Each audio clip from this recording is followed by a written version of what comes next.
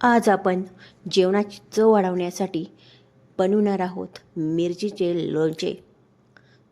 चला तर, सर्वप्रथम मी मिरच्या स्वच्छ अशा धुवून घेतलेल्या आहेत.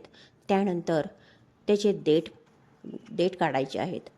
या पद्धतीने कापडाने स्वच्छ असे पुसून घेणार आहोत आणि त्यानंतर मिरचीचे असे कट करणार आहे.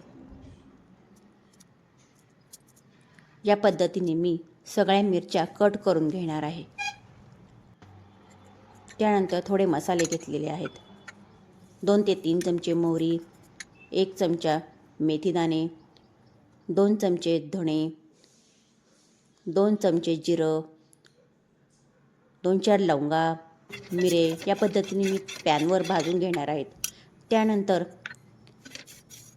मोहरीसुद्धा या अशा पद्धतीने भाजून घेणार आहेत.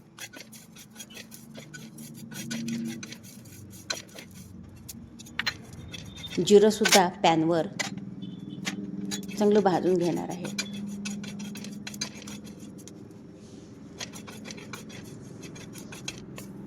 त्यानंतर मिक्सरमध्ये अशी भरड करणार आहे.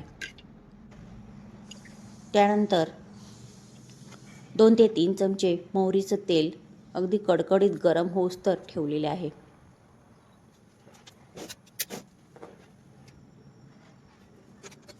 चांगलं धूर सुटेस्तोवर मी ठेवलेलं आहे. आता हे तेल थंड होण्यास ठेवूयात. आता मिरचीमध्ये 1 चमचा हळद, 1 चमचा मीठ, 1 चमचा लाल तिखट आणि ही भरड मी मिरचीवर घालणार आहे आणि चांगलं मिक्स करून घ्यायचं आहे. त्यानंतर यामध्ये 1 ते 2 लिंबाचा रस मी घालणार आहे. लिंबाच्या रसानं काय होणार आहे की हे लोणचं ते वर्षभर टिकणार आहे. त्यातील बिया काढून टाकायच्या आहेत.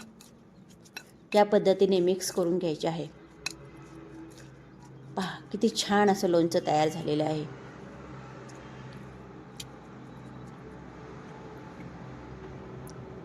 त्यानंतर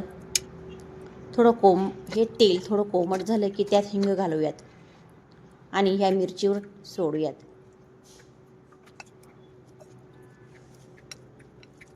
या पद्धतीने आपलं लोणचं हे तयार झालेलं आहे.